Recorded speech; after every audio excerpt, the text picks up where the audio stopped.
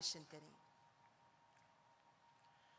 कार्यक्रम में उपस्थित केंद्रीय कैबिनेट के मेरे सभी साथी, सरकार के अधिकारीगण, नीति आयोग के सभी साथी और इस कार्यक्रम में देश के अलग अलग भागों से, अलग अलग ब्लॉक से, ग्रासरूट लेवल पे जो लाखों साथी जुड़े हैं, बहुत बड़ी मात्रा में जनप्रतिनिधि भी आज इस कार्यक्रम से जुड़े हैं और ये विषय में रुचि रखने वाले भी आज हमारे साथ भिन्न भिन्न माध्यमों से जुड़े हैं। मैं आप सबका स्वागत करता हूं और इस कार्यक्रम के लिए आप सबको, मैं विशेष करके नीति आयोग को बधाई भी देता हूं और आप सबको शुभकामनाएं भी देता हूं। आप लोग भारत मंडपम में इकट्ठे हुए हैं और इससे देश की सोच का पता चल सकता है। आपको भारत सरकार की सोच का पता चल सकता है और वो ये है कि एक महीने के भीतर भीतर अभी वो लोग यहां जमा हुए हैं जो देश के दूर सुदूर गांव की चिंता करने वाले लोग हैं, आखिरी छोर पे बैठे हुए परिवार की चिंता करने वाले लोग हैं, उनकी भलाई के लिए योजनाओं को आगे बढ़ाने वाले लोग हैं। और इसी एक महीने में यहां पर वो लोग बैठे थे जो दुनिया को दिशा देने का काम करते थे। यानी आप कैनवास का रेंज देख लीजिए। जिस भारत मंडपम में इसी एक महीने में विश्व के गणमान्य नेता मिलकर के विश्व की चिंता कर रहे थे, उसी भारत मंडपम में मेरे देश के जमीनी स्तर पर बदलाव लाने वाले, मजबूती लाने वाले और हौसले बुलंद रख करके काम करने वाले मैं लाखों साथियों के साथ आज मिल रहा हूं। मेरे लिए गर्व की बात है। मेरे लिए समिट भी G20 से कम नहीं है।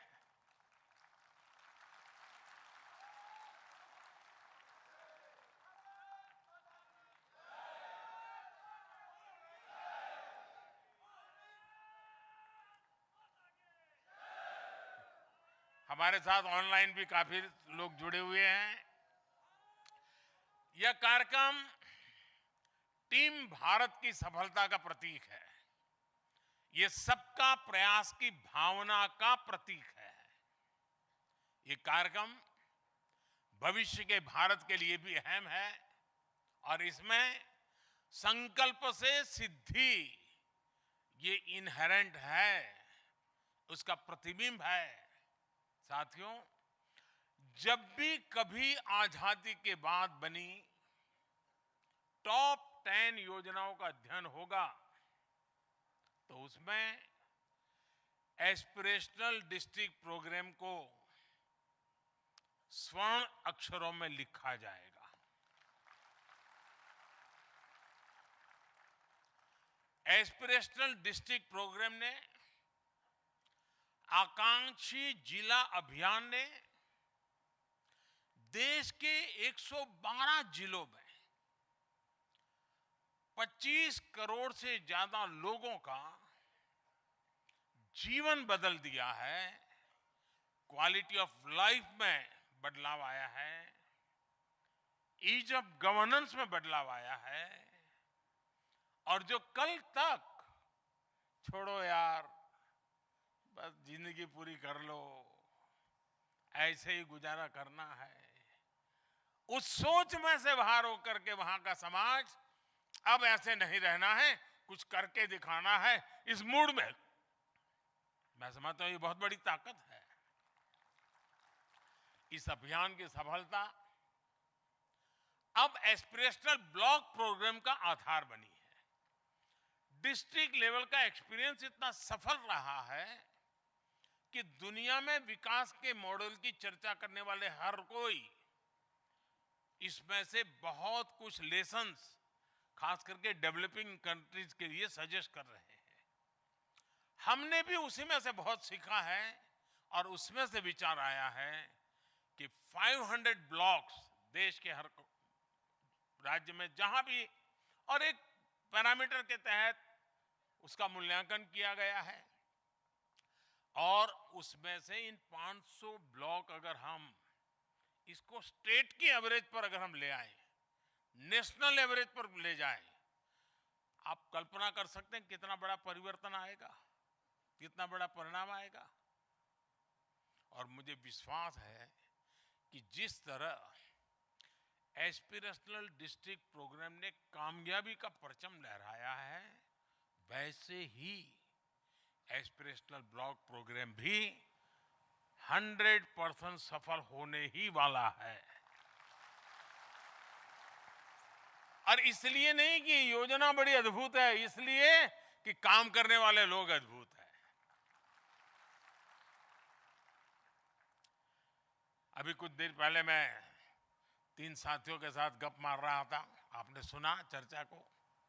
देखिए उनका आत्मविश्वास देखिए, और जब मैं ग्रास रूट लेवल पे काम करने वाले आप साथियों का आत्मविश्वास देखता हूं तो मेरा आत्मविश्वास अनेक गुना बढ़ जाता है, मल्टीप्लाई हो जाता है। मेरी सिर्फ शुभकामनाएं आपके साथ ऐसा नहीं है, मैं पूरी तरह आपके साथ खड़ा हूं। अगर आप 2 कदम चले तो मैं 3 कदम चलने के लिए तैयार हूं। अगर आप 12 घंटे काम करें तो मैं 13 घंटे करने के लिए तैयार हूं। और मैं आपका एक साथी बनकर के काम करना चाहता हूं, आपकी टीम का एक सदस्य बनकर के काम करना चाहता हूं। और मुझे विश्वास है कि हम लोग एक टीम बनकर के ये एस्पिरेशनल ब्लॉक का सक्सेस जो चाहते हैं, अगर हमने उसको 2 साल का टाइम तय किया तो मुझे पक्का विश्वास है हम 1.5 साल में कर देंगे। अगर हमने 1.5 साल तय किया तो हम 1 साल में कर देंगे, ये मेरा पक्का विश्वास है। और कुछ तो ब्लॉक ऐसे निकलेंगे जो एकाध विषय को 1 या 2 वीक में ही उसको नॉर्मल स्टेट एवरेज से ऊपर लेने का सामर्थ्य रखते हैं, और करके देंगे, मुझे पक्का विश्वास है। क्योंकि आप सबको भी पता है कि मैं इसको हर दिन देखने वाला हूं, हर दिन बारीकी से देखने वाला हूं। इसलिए नहीं कि मैं आपकी एग्जाम लेने वाला हूं, इसलिए कि जब मैं आपकी सफलता देखता हूं ना तो उस दिन मेरा काम करने की ताकत बढ़ जाती है, मेरा उत्साह बढ़ जाता है। मुझे भी लगता है यार आप इतना काम करते, चलो मैं भी थोड़ा ज्यादा कर लूं। मैं इसलिए चार्ट को देखता रहता हूं ताकि वो चार्ट ही मेरा इंस्पिरेशन बन जाता है, मेरी ताकत बन जाता है।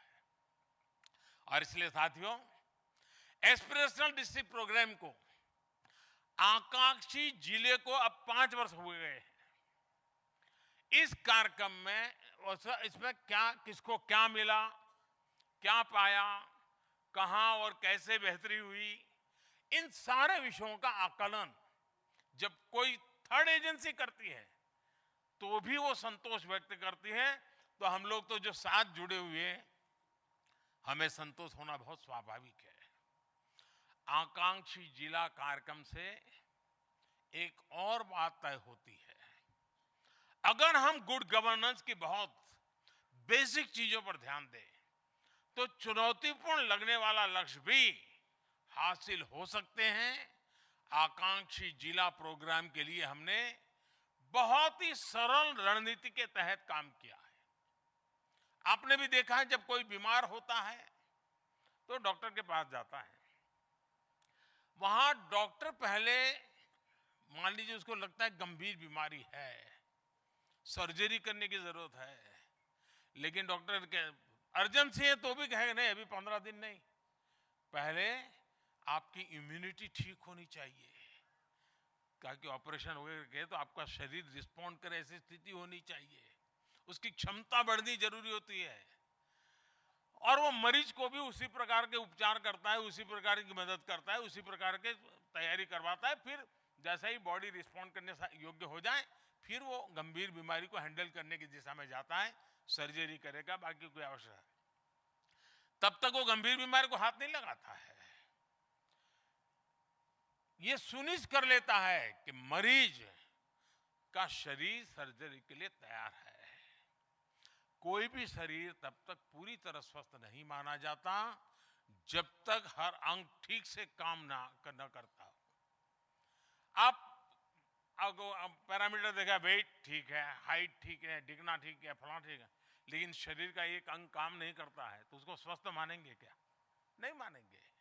उसी प्रकार से हमारे देश में भी हर पैरामीटर में देश एकदम से मानो डेवलप कंट्री जैसा लगता हो, लेकिन उसके अगर 2-4-10 जिले, 2-4 ब्लॉक पीछे लगे तो क्या लगेगा?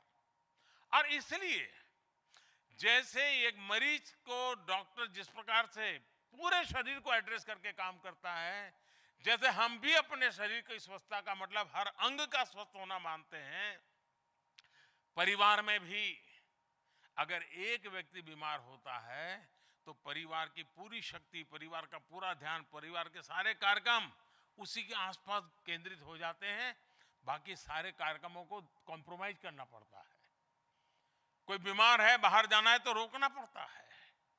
परिवार भी पूरा स्वस्थ होगा तब जाकर के परिवार अपने जीवन की विकास कर सकता है। वैसे अपना डिस्ट्रिक्ट हो, अपना गांव हो, अपना तहसील हो, सर्वांगीण विकास, सर्वस्पर्शी विकास, सर्वहितकारी विकास, ये अगर हम नहीं करते हैं तो आंकड़े शायद भर जाएं, आंकड़े शायद संतोष भी दें, लेकिन मूलतः परिवर्तन संभव नहीं होता है। और इसलिए आवश्यक है कि ग्रास रूट लेवल की हर पैरामीटर्स को पार करते हुए हमें आगे बढ़ना चाहिए। और हम ये समिट के अंदर जो लोग आप मेरे साथ बैठे हैं, आप देख सकते हैं कि इसके पीछे क्या इरादा है। यहां पर भारत सरकार की टॉप टीम भी बैठी हुई है, सारे सचिव यहां बैठे हुए हैं, जो नीति निर्धारण काम करते हैं वो सब है। अब मेरे सामने दो विषय हैं, क्या मैं इनके पीछे शक्ति लगा करके ऊपर जो टॉप है उसी को ठीक ठाक करूं, कि मैं धरातल पर मजबूती के लिए काम करूं? मैंने रास्ता चुना है धरातल पर मजबूती का, और धरातल की मजबूती से ये हमारा पिरामिड ऊपर जाएगा।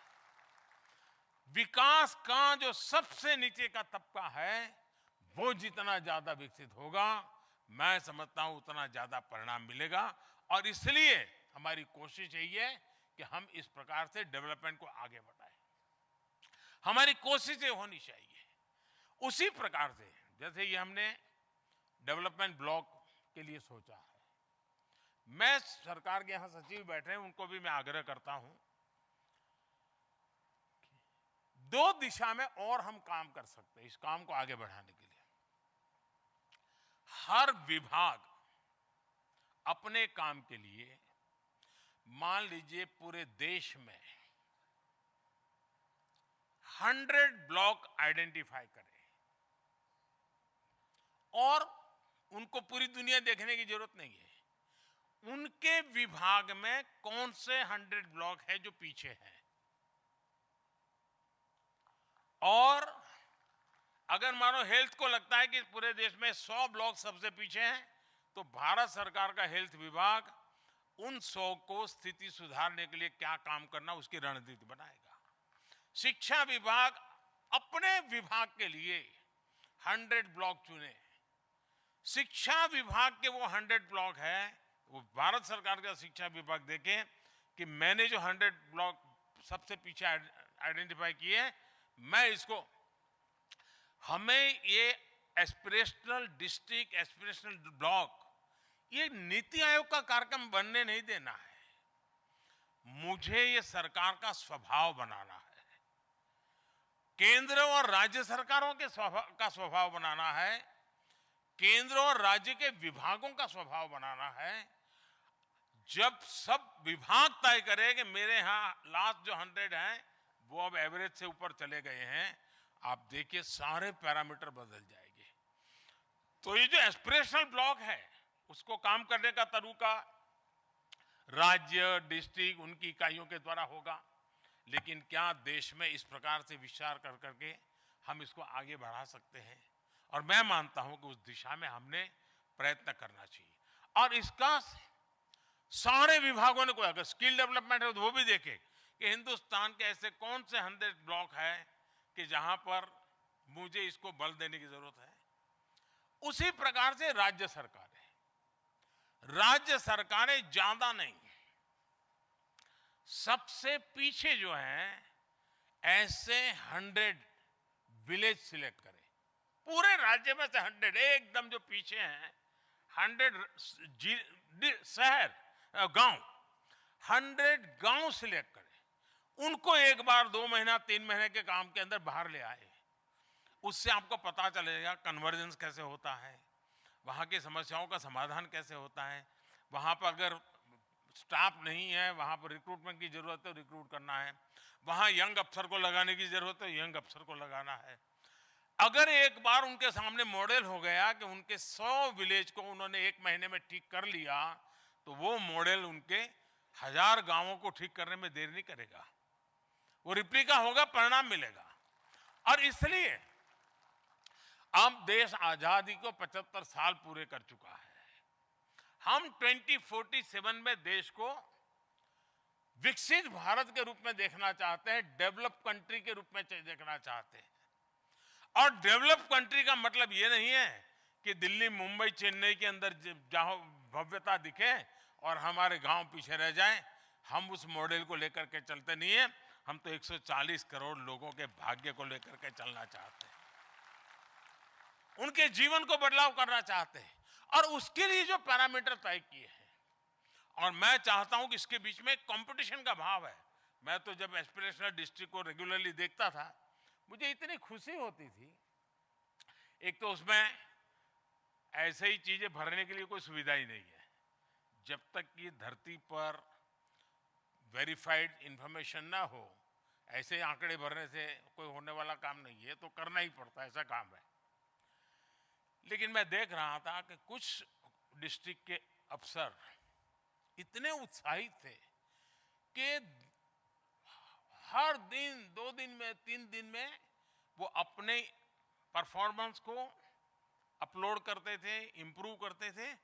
और फिर मैं देखता था पहले 6 महीने में लगता था आज ये डिस्ट्रिक्ट आगे निकल गया, तो फिर 24-48 घंटे में पता चलता यार ये तो पीछे रह गया, वो उससे भी आगे चला गया। फिर 72 घंटे में पता चल देखो वो तो उससे भी आगे। यानी इतनी पॉजिटिव कॉम्पिटिटिव नेचर बन गया था, उसने परिणाम लाने में बहुत बड़ा बदलाव दिया है। और इसे सबसे बड़ा फायदा ये हुआ है कि पहले, मेरा तो अनुभव है, मैं गुजरात में काम करता था, हमारे यहाँ कच्छ डिस्ट्रिक्ट में अगर किसी अफसर को ट्रांसफर होता था तो उसके सारे कलीग उसको सबसे कहते रहे सरकार से झगड़ा है क्या मुख्यमंत्री जी से नाराज है क्या तुम्हारा पॉलिटिकल कोई प्रॉब्लम है क्या, तुझे पनिशमेंट पोस्टिंग क्यों दिया गया। उसके साथ ही उसको टाइट करते थे और वो भी मानने लगता था मैं मर गया। लेकिन जब उस कच्छ डिस्ट्रिक्ट में भूकंप के बाद अच्छे अफसरों को लगाने की जरूरत पड़ी, सबको इंसेंटिव दिया गया, लगे। आज स्थिति ऐसी है गुजरात में कि कच्छ डिस्ट्रिक्ट में अगर अपॉइंटमेंट मिलती है तो ये सरकार का सबसे प्रिय अफसर माना जाएगा। यानी जो कल तक पनिशमेंट पोस्टिंग वाली जगह मानती थी, वो एक प्रकार से सबसे सम्मानीय जगह बन जाए, ये संभव होता है। जो एस्पिरेशनल डिस्ट्रिक्ट आमतौर पर काफी आयु हो चुकी है, थक गए हैं, अरे चलो यार ये तो बेकार जिला है, वो कुछ परफॉर्म करता नहीं, रख दो उसको। हमने जब से एस्पिरेशनल डिस्ट्रिक्ट में यंग अफसरों को लगाने के लिए कहा, धमाधम परिणाम आने लगे, क्योंकि उनका उत्साह था, कुछ करना था, और उनको भी लगता था 3 साल यहां करूंगा तो सरकार मुझे कोई बहुत अच्छा काम दे देगी। और हुआ भी।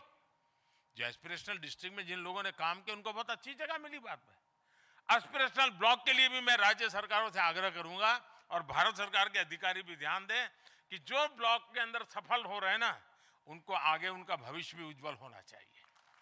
उन अफसरों का विशेष रूप से, ताकि उनके पास कुछ करने का जज्बा है, वो धरती पे परिणाम लाने वाले लोग हैं, उन टीमों को आगे बढ़ाना चाहिए, स्पेशली उनको एनकरेज करना चाहिए। दूसरा, आपने देखा होगा सरकार में एक परंपरा बदली है। पहले अपने यहां आउटपुट को ही एक प्रकार से काम माना जाता था। इतना बजट आया, वो बजट यहां गया, उसमें से इतना उधर गया, उसमें से उतना उधर गया, मतलब कि बजट खर्च हुआ। आउटपुट को ही हमारे यहां एक प्रकार से अचीवमेंट माना जाता था। आपने देखा होगा कि 2014 के बाद हमने सरकार का आउटकम बजट भी देना शुरू कर दिया। बजट के साथ आउटकम का रिपोर्ट देना शुरू किया और आउटकम के कारण क्वालिटेटिव चेंज बहुत बड़ा आया है। हम भी अपने ब्लॉक में देखें कि मैं जिस योजना के लिए पैसे लगा रहा हूं, मैं जिस योजना के लिए समय लगा रहा हूं, जिस योजना के लिए मेरे इतने अफसर काम में लगे हुए हैं, कोई आउटकम मिलता है कि नहीं मिलता है, और हमने उस आउटकम को पाने के लिए क्या करना चाहिए। साथियों, जितना महत्व कुछ लोगों को लगता है पैसे होंगे तो काम होगा, आप विश्वास कीजिए साथियों, मेरा बहुत लंबा अनुभव है। सरकार चलाना इतना लंबा अनुभव बहुत कम लोगों को मिलता है जो मुझे मिला है।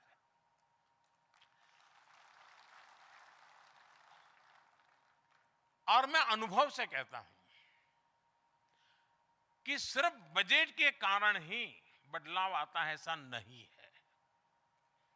अगर हम संसाधनों का ऑप्टिमम यूटिलाइजेशन और दूसरा कन्वर्जेंस, इसको अगर हम ध्यान दें तो हम ब्लॉक के डेवलपमेंट के लिए एक नए पैसा नया आने के बिना भी उस काम को कर सकते हैं। अब जैसे मान लीजिए मनरेगा का काम चल रहा है, लेकिन क्या मैंने प्लान किया है क्या कि मनरेगा काम वही होगा जो मेरे डेवलपमेंट की डिजाइन के साथ जुड़ेगा? मैं मनरेगा काम वही करूंगा ताकि मुझे जो रोड की मिट्टी डालनी है उसी रोड की मिट्टी डलवा दूंगा तो मेरा रोड का आधा काम तो हो ही जाएगा। कन्वर्जेंस हो गया। यानी जो कन्वर्जेंस करते हैं, पानी है, मान लीजिए कुछ इलाके हैं जहां पानी की दिक्कत है और आपका साल में 3-4 महीना उस पानी के लिए ही मशक्कत करनी पड़ती है, लेकिन आपने अगर मनरेगा में तय किया कि उस इलाके में सबसे ज्यादा तालाब बनाने, सबसे ज्यादा पानी स्टोरेज करना है, मिशन मोड में काम करना है, तो आपको अगले साल जो 4 महीना सिर्फ पानी के लिए 10-25 गांवों के पीछे बिगड़ते हैं बंद हो जाएंगे, आपकी शक्ति बच जाएगी। कन्वर्जेंस बहुत बड़ी ताकत रखता है जी। और मैं मानता हूं कि गुड गवर्नेंस की पहली शर्त यही है कि हम संसाधनों का ऑप्टिमम यूटिलाइजेशन करें। दूसरा एक अनुभव आया है और मैं अपने अनुभव से कहता हूं, होता क्या है, और स्वाभाविक है, टीचर भी क्लास में अगर इंस्पेक्शन आने वाला है तो जो अच्छे होनहार स्टूडेंट होते हैं उनको थोड़ा टिप देता है, और वो कहते हैं जब इंस्पेक्शन में कोई सवाल पूछे तुम हाथ तुरंत ऊपर कर देना। ये मैं टीचरों वाला जानता हूं सब। बस स्वाभाविक है भाई, उसको जरा रौब जमाना है तो वो एक अच्छा लड़का हाथ ऊपर कर देगा। कहने का मेरा तात्पर्य है कि हम स्वभाव से जहां इमीडिएट रिजल्ट मिलता है उसमें इन्वेस्ट ज्यादा करते हैं। अगर मुझे सरकार में, मानो भारत सरकार में मुझे एक टारगेट पूरा करना है और मुझे लगता है ये 6 राज्य हैं यार, वो उनको कहेंगे तो हो जाएगा, तो मैं उन 6 राज्यों पर ध्यान केंद्रित करता हूं। बाकी 12 राज्य जिसको जरूरत है लेकिन चूंकि उनका परफॉर्मेंस पुअर है तो मैं वो संसाधन उधर जाने नहीं देता, और मैं एक मीठी चाय में और 2 चम्मच चीनी डाल देता हूं। होता क्या है कि जो डेवलप हो चुके हैं, जो परफॉर्म कर रहे हैं, उनको इतना अधिक मिल जाता है कि वो संसाधनों का वेस्टेज होता है। अब देखिए, आपके घर में एक जमाना था जब मैं पढ़ता था, मेरे तो नसीब में वो नहीं था, लेकिन मेरे साथियों को उनके मम्मी पापा कहते थे कि तुम अगर 10वीं में इतना नंबर लाओगे तो तुझे घड़ी ला करके देंगे, तुम 12th में इतना लाओगे तो तुझे घड़ी भेंट करेंगे। मेरे समय में ऐसा था। आज किसी भी घर के कोने में हाथ डालो 3-4 घड़ी ऐसे ही मिल जाती है। कुछ घड़ी तो ऐसी होगी उनको 6 महीने तक हाथ नहीं लगाया होगा, लेकिन एक गरीब के घर में एक घड़ी होगी तो वो घड़ी 365 दिन लगाएगा और संभाल करके रखेगा। संसाधन जहां पड़ा हुआ है वहां एक्स्ट्रा देने से वेस्टेज है, जहां जरूरत देने से उसका अतिरिक्त उपयोग होता है। और इसलिए मैं मानता हूं कि हमारे संसाधनों का इक्वल डिस्ट्रीब्यूशन और जहां नीड बेस्ड है वहां विशेष तौर पर डिस्ट्रीब्यूशन, ये आदत हम डालेंगे तो उनको एक ताकत मिलेगी और इस दिशा में हमने काम करना चाहिए। उसी प्रकार से आपने देखा होगा कोई भी काम करना है, हम ये भ्रम में हैं कि सरकार सब कुछ कर लेगी। ये पिछली शताब्दी की सोच है दोस्तों। सरकार ही सब कुछ कर लेगी, इस सोच में से हमें बाहर आना चाहिए।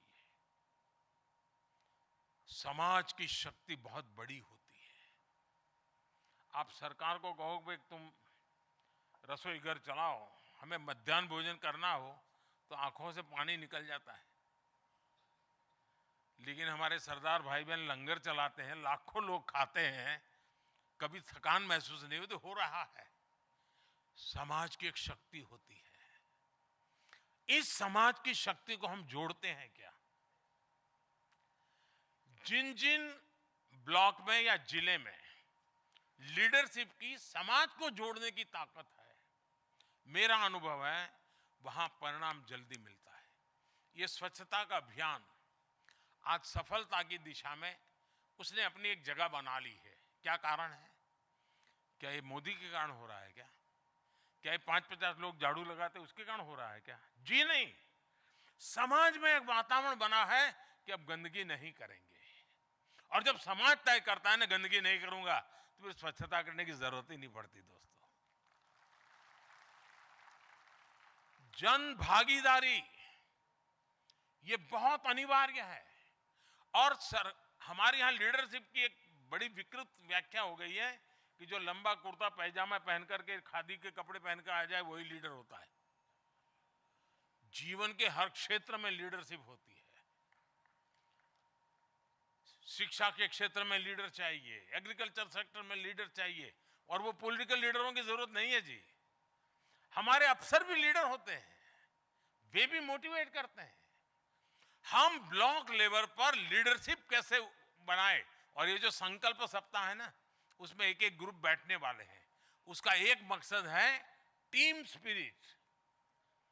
टीम स्पिरिट बनेगा तो लीडरशिप आएगी, टीम स्पिरिट बनेगा तो जन भागीदारी के नए नए आइडियाज आएंगे। आपने देखा होगा कि कभी कोई नेचुरल कैलेमिटी आती है, क्या सरकारी संसाधन उस नेचुरल कैलेमिटी को हैंडल कर सकते हैं क्या? देखते ही देखते इतनी बड़ी मात्रा में लोग जुड़ जाते हैं कि देखते ही देखते समस्याओं का समाधान करने लग जाते हैं, लोग करने लग जाते हैं। और उस समय हमें भी लगता है अरे वाह, समाज ने इतनी बड़ी मदद कर दी, मेरा काम हो गया। अफसर को भी लगता है यार अच्छा हो गया, इन लोगों ने मदद की, मेरा काम हो गया। जो भी ग्रास रूट लेवल पे काम करते हैं उनको पता है कि इस प्रकार की जो समाज की शक्ति है उसको पहचानना, समाज की शक्ति को जोड़ना। हमारे स्कूल कॉलेज अच्छे चले अगर परिवार के लोग जुड़ते हैं, गार्डियंस जुड़ते हैं, पेरेंट्स आते हैं, आप देखिए वो स्कूल कभी पीछे नहीं रहेगा। और इसके तरीके ढूंढने चाहिए। मैं हमेशा कहता हूं कि भाई गांव का जन्मदिवस मनाइए। आपके यहाँ रेलवे स्टेशन है तो रेलवे स्टेशन का जन्मदिन ढूंढिए, रिकॉर्ड में मिल जाएगा, उसका जन्मदिन मनाइए। आपके यहाँ स्कूल 80 साल पुरानी होगी, 90 साल पुरानी होगी, 100 साल पुरानी होगी, स्कूल की जन्म तारीख निकालिए और उस स्कूल में पढ़ करके गए हुए जितने जिंदा लोग उनको एक बार इकट्ठा कीजिए। जन भागीदारी के तरीके होते हैं। जन भागीदारी का मतलब ये नहीं कि तुम डोनेशन दे दो।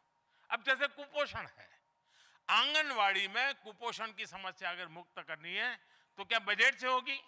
वो एक तरीका है। लेकिन अगर मैं कहूं कि भाई मेरे गांव के अंदर एक तिथि भोजन का कार्यक्रम करूंगा, उस तिथि भोजन के कार्यक्रम में किसी की जन्म जयंती है, किसी के माता पिता की मृत्यु तिथि है, किसी की लग्न तिथि है, तो मैं उनको कहा देखिए अपने गांव में ये आंगनवाड़ी है, 100 बच्चे हैं, आपका जन्मदिन है, अगर आप घर में कुछ अच्छा खाना खाने वाले हो, करने वाले हो, ऐसा करो इन 100 बच्चों के लिए आपके जन्मदिन के निमित्त आप एक फल लेके आइए, सब बच्चों को एक एक केला दे दीजिए, उसका जन्मदिन बन जाएगा। और कहना एक खुद आना है और खुद उन बच्चों को देना है, तो सामाजिक न्याय भी होता है, समाज में जो दूरी होती है वो भी हट जाती है। और आपको साल में गांव में 80-100 परिवार जरूर मिल जाएंगे जो स्कूल में आकर के, आंगनवाड़ी में आकर के उन बच्चों को बढ़िया चीज खिलाएंगे। सीजनल जो चीज होगी, मान लीजिए खजूर आ गई, वो कहेगा कि चलो भाई आज मैं 2-2 पीस लेकर के जाता हूं, इन 100 बच्चे हैं जरा खिला के आता हूं। जन भागीदारी है, सरकार का बजट बचाने का काम नहीं है, जन भागीदारी की ताकत है। मैं जब गुजरात में था, मैंने तिथि भोजन का अभियान चलाया था और सारे धार्मिक कथाकार वगैरह भी अपने भाषणों में लोगों को आह्वान करते थे। करीब करीब 80 दिन, उस समय की मैं बात करता हूं, अभी तो मुझे पता नहीं है, साल भर में 80 दिन ऐसे निकलते थे कि किसी न किसी परिवार का अच्छा अवसर वो स्कूल के बच्चों के साथ आकर के मनाते थे और बच्चों को बढ़िया खिलाते थे। कुपोषण के खिलाफ लड़ाई भी होती थी और ये खाना खिलाने का टेंशन जो टीचर को रहता है वो भी मुक्ति हो गई थी। मेरा कहने का तात्पर्य है कि समस्याओं के समाधान में जन भागीदारी का सामर्थ्य बहुत बड़ा होता है। अगर हमें मान लीजिए टीबी, हमारे ब्लॉक में अगर 10 भी टीबी के पेशेंट है और टीबी मित्र वाली जो योजना है हम इनको जोड़ लें और हम कहें कि भाई आप इनको जरा हर हफ्ते फोन करते रहिए, आप जरा उनको पूछते रहिए, 6 महीने में टीबी गायब हो जाएगा उसका। हम जितना लोगों को जानेंगे, शुरू में मेहनत पड़ती है जोड़ने में, लेकिन बाद में शक्ति बन जाती है। आपने देखा होगा आज विश्व में भारत का नाम गूंज रहा है, आप भी अनुभव करते होंगे। अखबार में तो आता है कि मोदी के कारण हो रहा है, मोदी के कारण हो रहा है, मोदी सरकार की डिप्लोमेसी बहुत बढ़िया है, दिखना है, फलाना है, मुझे भी अच्छा लगता है। लेकिन रियलिटी में एक कारण और भी है जिसकी तरफ लोगों का ध्यान नहीं जाता है, जो हमारा डायस्पोरा है। भारत से गए हुए लोग जो उस देश में रहते हैं, उनके अंदर जो सक्रियता आई है, उनके अंदर जो संगठित ताकत खड़ी हुई है, उनकी पब्लिक लाइफ में जो भागीदारी बढ़ी है, तो उन देशों के लोगों को भी लगता है कि यार ये बड़े उपयोगी लोग हैं और उसके कारण भारत उपयोगी लगने लगा है। यानी जन भागीदारी की ताकत अगर विदेश नीति में काम आती है तो जन भागीदारी की ताकत मेरे ब्लॉक में तो बड़े आसानी से आ सकती है साथियों। और इसलिए मैं आपसे आग्रह करता हूं कि ये जो संकल्प सप्ताह है उसका मैक्सिमम उपयोग कीजिए, खुले मन से चर्चा कीजिए, डिजाइन वर्कआउट कीजिए। उसी प्रकार से हमारे संसाधनों का उपयोग, हमारे यहाँ क्या होता है, एक ब्लॉक में 8-10 शायद व्हीकल होते हैं, ज्यादा तो होते भी नहीं, और कुछ ही अफसरों के पास व्हीकल रहते हैं। अब टूर ट्रैवल करने की जिम्मेवारी तो कई लोगों के पास है जिनके पास साधन नहीं होते हैं। मैंने गुजरात में एक प्रयोग किया था, वो बड़ा सफल रहा था। अगर मान लीजिए एक ब्लॉक में 100 गांव है, तो मैंने 10 अफसरों को 10-10 गांव दे दिए और मैंने कहा कि आप अपनी गाड़ी में जाएंगे तो इन 5 विभाग के जो जूनियर अफसर है, उन 5 के जूनियर अफसर को भी अपनी गाड़ी में बैठा दीजिए और 1 महीने तक आप इन 10 गांवों की ही चिंता करेंगे। सभी विषय आप चर्चा करेंगे। आप भले एग्रीकल्चर विभाग के अधिकारी हैं, लेकिन आप उस गांव में जाकर के शिक्षा की भी चर्चा करेंगे, खेती भी चर्चा करेंगे, पानी की भी चर्चा करेंगे, पशु की भी चिंता करें, सारे दूसरे 10 गांव में, तीसरा।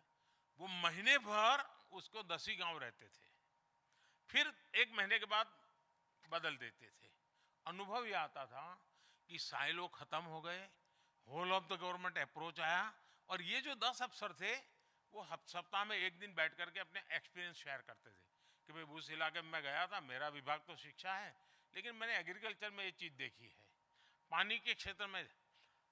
उतने ही संसाधनों का ऑप्टिमम यूटिलाइजेशन होता था और परिणाम बहुत उत्तम आने लगे। और 10 अफसर ऐसे थे जिनको उस ब्लॉक की पूरी जानकारी रहती थी। वो होगा एग्रीकल्चर में लेकिन उसको शिक्षा का भी मालूम होता था, वो शिक्षा में था लेकिन उसको हेल्थ का भी मालूम रहता था। मैं समझता हूं हमने अपनी स्ट्रेटेजी बदलनी चाहिए। अगर हम गवर्नेंस की हमारी स्ट्रेटेजी बदलते हैं और हम हमारे संसाधनों का भरपूर उपयोग, और आज कम्युनिकेशन की ताकत भी है और कम्युनिकेशन समस्या भी है। आप आज लगता है कि मैं वीडियो कॉन्फ्रेंस से जानकारी ले लूंगा, मैं मोबाइल फोन से जानकारी ले लूंगा। फिजिकल जाने का जो लाभ है ना साथियों, इसका कोई अल्टरनेट नहीं है। जो आज मैं अभी आपके साथ बोलता हूं वो आप अपने गांव में रहे होते और हो सकता है मैं वीडियो कॉन्फ्रेंस में कोई नया नहीं कहता, यही कहता, लेकिन यहां आने के बाद आपके आंखों से आंख मिलाने के बाद जो ताकत आती है ना, वो वीडियो कॉन्फ्रेंस से नहीं आती है। और इसलिए हमारा फिजिकल जितनी जिम्मेवारी है फिजिकल जाकर के करने की, उसमें कभी भी कॉम्प्रोमाइज नहीं करना चाहिए। हम जब स्थान पर जाते हैं हमें उसकी ताकत की पहचान मिलती है। ये जो एस्पिरेशनल ब्लॉक है, आपको शायद पहली बार जब ये सप्ताह चलेगा तो पहले कभी नहीं ध्यान गया होगा, आपके अपने साथियों के सामर्थ्य विषय में पहले पता नहीं होगा। कभी कभी तो नाम भी पता नहीं होगा, आपके ऑफिस में रोज मिलता होगा, नमस्ते भी हो जाती होगी, नाम भी पता नहीं होगा। लेकिन ये जब एक सप्ताह आप साथ बैठेंगे, आपको उसकी शक्ति का परिचय होगा, उसकी विशेषताओं का परिचय होगा, और वही हमारी टीम स्पिरिट के लिए बहुत अनिवार्य होता है। और जब एक टीम बन जाती है तो इच्छित परिणाम अपने आप मिल जाते हैं। और इसलिए साथियों, मेरा आप सबसे आग्रह है कि हमें 3 महीने के भीतर भीतर, मान लीजिए आप एक 30 पैरामीटर में पीछे हैं, 5 पैरामीटर ऐसे तय कीजिए जिसमें हम पूरी तरह स्टेट के एवरेज से बाहर आ जाते हैं, कर लीजिए तो आपका कॉन्फिडेंस बढ़ेगा। यार 5 में हो गए तो अब तो 10 में हो सकते हैं। और इसलिए हम स्कूल में भी पढ़ते थे तो टीचर क्या पढ़ाते थे, जब एग्जाम में बैठते हो ना, जो इजी आंसर है वो पहले लिखो, ऐसा सिखाते थे। तो वो टीचर ने सिखाया वो अभी भी काम में आता है। आप भी आपके यहाँ जो सरल चीजें हैं उसको सबसे पहले सॉल्व करके उसमें से बाहर निकल जाए। तो अगर 40 चीजें हैं तो 35 पर पहले आ जाइए। धीरे धीरे करके एक एक समस्या से निकलते जाएंगे। आप देखते ही देखते आपका ब्लॉक एस्पिरेशनल में से औरों का एस्पिरेशन बढ़ाने का एस्पिरेशन बन जाएगा जी। वो अपने आप में एक इंस्पिरेशन बन जाएगा।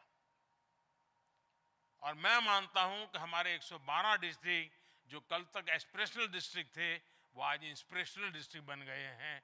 देखते ही देखते हैं 1 साल के भीतर भीतर 500 एस्पिरेशनल ब्लॉक हैं, जो 500 में से एटलीस्ट 100 इंस्पिरेशनल ब्लॉक बन जाएंगे, पूरे राज्य के लिए इंस्पिरेशनल ब्लॉक बन जाएंगे। और इस काम को पूरा करिए साथियों। मुझे अच्छा लगा इस कार्यक्रम में आप सबसे बात करने का मौका मिला। जो ऑनलाइन मुझे सुन रहे हैं उनको भी मैं अनेक अनेक शुभकामनाएं देता हूं। हम मिशन मोड में चलें, और मैं विभागों के लोगों को भी कहता हूं कि आप 100 ब्लॉक पूरे देश में से चयनित कीजिए और उनको भी समय सीमा में आप नेशनल एवरेज तक ले आइए। हर विभाग इस प्रकार से काम करे। मैं नहीं मानता हूं ग्रास रूट लेवल पर कहीं कोई काम छूट जाएगा। सारे काम 1-2 साल में पूरे हो जाएंगे। दोस्तों, मैं अभी से आपको कहता हूं 2024 में हम फिर अक्टूबर नवंबर में मिलेंगे, फिजिकली मिलेंगे, और हम इसका लेखा जोखा करेंगे। और मैं उस समय यहां ऑडियंस में बैठ करके आप में से 10 लोगों के सफलता की बातें सुनना चाहूंगा, और फिर मुझे जो कहना है वो मैं अगले साल 2024 अक्टूबर या नवंबर में आपसे बात करूंगा। तब तक के लिए मैं आपके काम के लिए ज्यादा आपका समय नहीं लेता हूं, क्योंकि आपको ब्लॉक को जल्दी आगे बढ़ाना है, तो मुझे अब आपका समय नहीं लेना चाहिए। बहुत बहुत शुभकामनाएं, बहुत बहुत धन्यवाद।